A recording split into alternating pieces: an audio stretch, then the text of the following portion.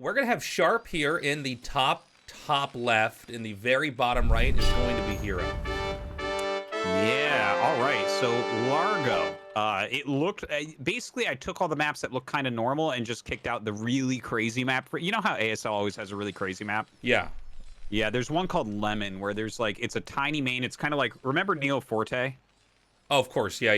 Yeah, so it's kind of like that size main, but 2 gases in it. And I was like, okay, no, I can't like this. I don't want there to be a map where it's like no matter what, X race wins. So. Yeah, I think it's better to just kind of use the stable ones for now. Largo looks pretty normal if you're looking at it, right? It's got like a regular natural. A third base is relatively close by with no gas. It is pretty damn wide open though there at the third, isn't it? Yeah, the third looks to be one of these awkwardly pointed out. How do I say this? It points outwardly. It's not in a cove or a nook whatsoever. Not on high ground even. And it actually has high ground above it. So, I mean, that raises a lot of questions for me. Maybe not so much in this matchup because those expansions tend to be entirely ignored. But on PVT and other matchups where you're kind of... it's funny, like Terran almost like... it's like they have creep or something. Do you know what I mean? Like StarCraft 2 where it's like... but they just can't get the whole map. But there's only a certain amount of a distance they can cover. So that'll be interesting to have games on maps like that. Yeah. I actually, the same thing came to my mind is how do you hold that location in Terran versus Protoss? This looks like Eclipse, but maybe a little bit harder to take the third than Eclipse, but kind of a similar idea where it's really wide open. So yeah, that'll be kind of interesting to see it on that map. But Sharp got to choose this map, so I guess it's pretty good for Terran versus Zerg most likely. The challenger comes in and gets to decide from the map pool, and then that map is eliminated until we go through all the maps, and then we kind of refresh it. But yeah, Sharp choosing this map. He has sent out his SCV into the center, going to the bottom left first.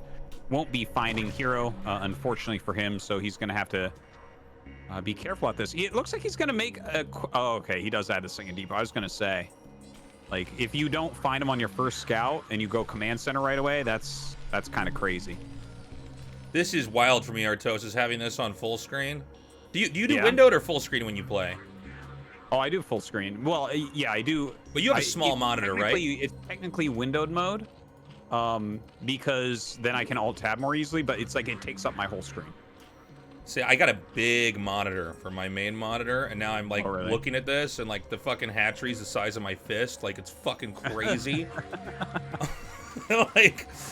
I feel like I'm like playing this game in VR right now, just looking at this. By the way, guys, this is I'm trying just on my end for my chat. I'm trying something a little bit different here, where we're not going to be on camera at all. Am I on camera for you at all, Artosis? No. Okay, all right. I just want to see how this is, just having full access to everything in the game and us sort of in the background. My stream is child and family friendly stream, so. Tend to avoid that. There's no camera of me in the corner eating my boogers as I don't know that I'm on there. Yeah. All right, so it looks like just a standard bio opener so far from Sharp, but he got his gas relatively quickly. Yeah, so he's going to go for a quick +1 here. Now, Hero's going 3-hatch. And 3-hatch has really returned in a big way. I was actually talking to you about this a little bit, Tasteless, when we had work this past weekend, how the whole metagame is really shifting right now in Terran vs. Zerg. It's really becoming all about the Ultralisk, and people have gotten much better at utilizing Ultralisks in the later portion of the game, so we don't have as much aggressive 2-base stuff, right? Like, the people are going slower mutas, building their economy a little bit more a lot of the time, and 3-hatch has really come back with a vengeance, which Hero should be happy about, because he's always been a 3-hatch guy. Yeah, that's very true. He has always been a 3-hatch guy. Hero, a very sharp Zerg player. He reminds me a little bit of Soma in that, like, he really just kind of knows how to kill you outright in a lot of these games. And we have, by the way, these Marines coming up here. I feel like this is a bit of an overextension here by Sharp. He did not expect that. He's probably dead now. So that was a very good game one. But yeah, he's on 1 Rax. That was like the most ultimate greed that you literally could ever do. What he was attempting to do there, like he assumed that it would be very drone heavy, so he just walked across the map while sixlings chased his SCV. He hoped to get down, kill a couple drones, then maybe walk in between the minerals. But now he's in this situation where like he can barely even mine. He doesn't have a lot of racks, so he's losing almost half of his economy just making sure he doesn't die. So like every advantage in the world goes to Hero. Yeah, this is a very difficult position. Now, Terran isn't... It's not over, but it's like a very uncomfortable spot here. I mean, we have 5 SCVs that are just not mining. Where Zerg is, of course, back here developing pretty nicely here. Spire's actually kind of tucked into a pretty cool little location. It's always interesting to see where people try to hide stuff on new maps.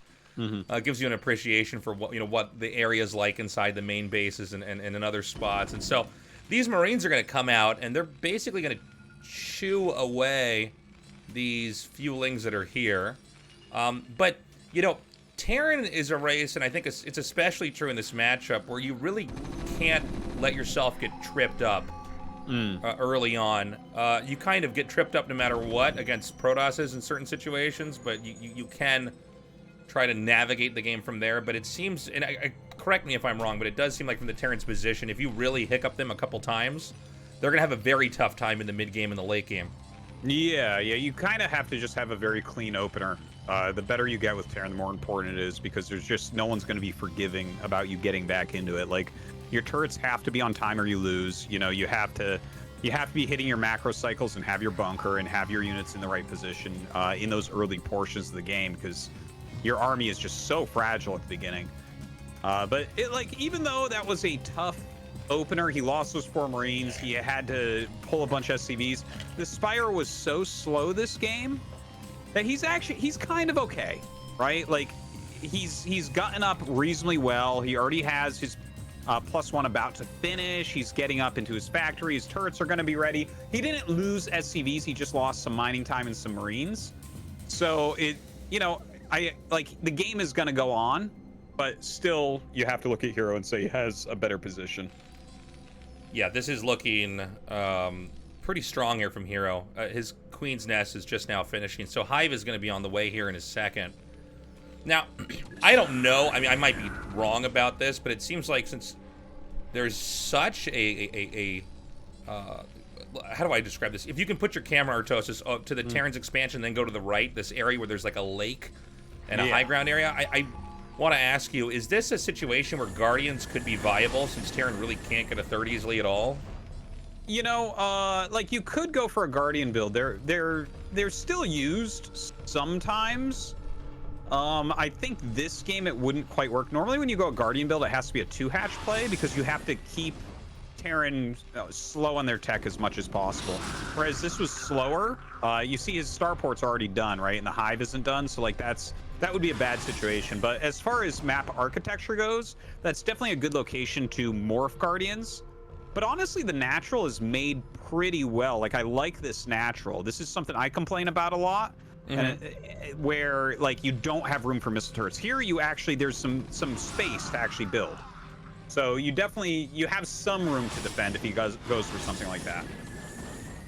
You saw Hero just there cut into the Terran, try to get any SCVs that he can. I like Sharp's turret placement. This is a thing that Terran players have to learn right away, is like, how do you set your turrets up so that you're defending, but you're not just making unnecessary numbers of turrets, because the whole 2-base setup here for the Terran has to be very tight. Anything that you're doing on 2 bases to power up, you really have to be very precise with how you do it.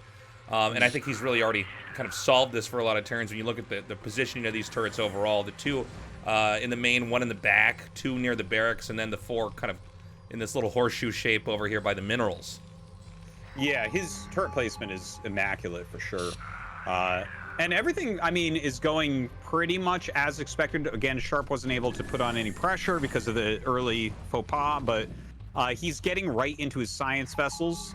He does have a radiate on the way. He has +1 already for the Marines. But Hero's coming up. He has lurkers now. It looks like a very standard normal game. Ooh, he's going to try to attack in here. He gets a really good surround and actually manages to kill all of these lurkers. Beautifully done. This is some pretty big momentum here from Sharp. Yeah, that was great that he was able to pick that up. That was a little bit greedy. I think Hero was hoping to get up there and just force him back, or maybe even hold position lurker. But as is, this is terrible. Like, where he brought those lurkers, I guess, from he was morphing 3 on the ramp to this third base. So instead of having a third base, now he's gonna lose the third base. And he lost those lurkers, and he lost just about everything. He's gonna be able to come in here. Can he get the scan? Oh, he doesn't need a scan. Excuse me. There's vessels over here.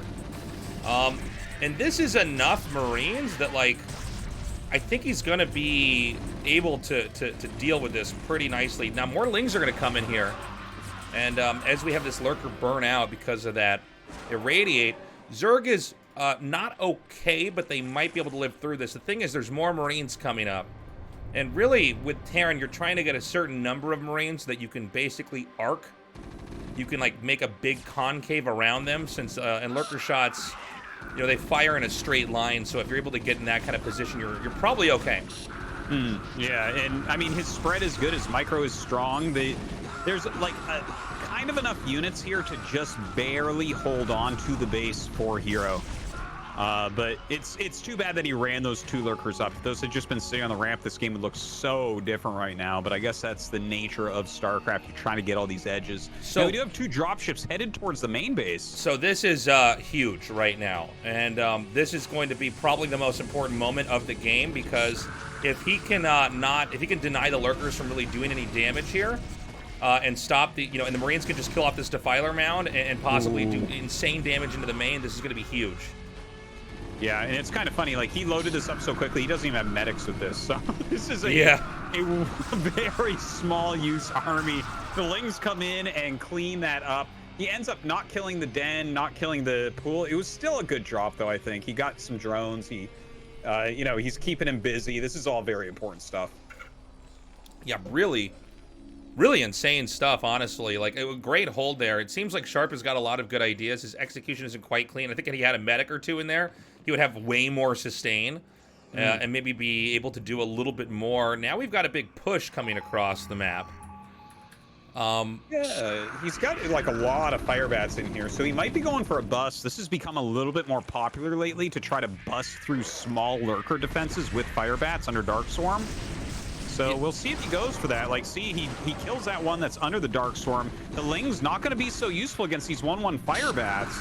Keep in mind, guys, go right through. Fire bats have just a little bit more hit points than Marines. That actually amounts to quite a lot if you're able to get surrounds off. And so you can see these Lings are no longer a threat. And the fire bat push there, again, it's kind of parried there with the small number of units that he actually had, that Hero had back there. But now Terran's outside the Zerg's base. He's taking that expansion. You and I were pretty interested in Artosis, this one that's kind of out and in a very kind of weird position. But yeah, he's got a little bit of a contain on the Zerg, and this is going to be very important to see how he manages this. Yeah, as long as he's keeping his vessels alive, he should be pretty good. I want to see if he's going to go into BCs, by the way. It's been trending that they're a little bit more popular right now. But he's still making science vessels, sending a couple dropships back into that main base. There's no Scourge up there whatsoever. Drops a medic off.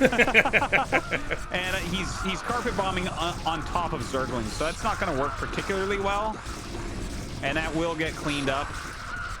Oh, no, I guess he does get just a few Marines that do get out behind the Hydralisk den here, so that is annoying to deal with. Yeah, if he gets that Hydra den, it's going to be a little bit of an interruption as far as lurker production goes.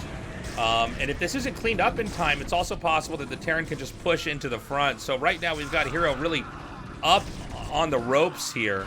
But there's a lot you can do as Zerg still. And keep in mind, if a few good Dark Swarms come down and wipe the Terran's army, Zerg's going to explode in map control here.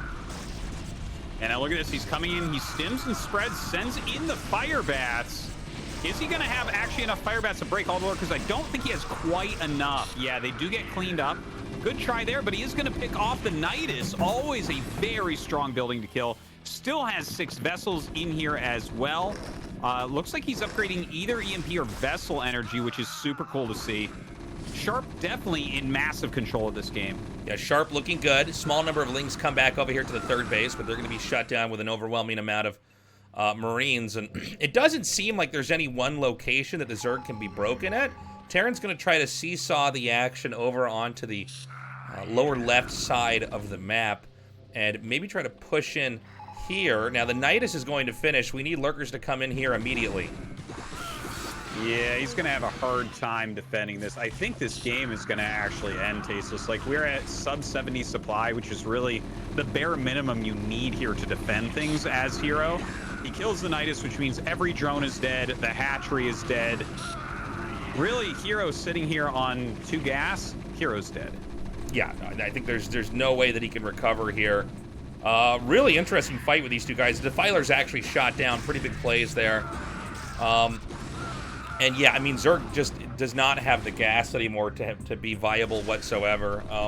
Really back and forth game here, though. Yeah, really an excellent comeback here from Sharp after a tough beginning. And Hero GG's first game going to go to Sharp.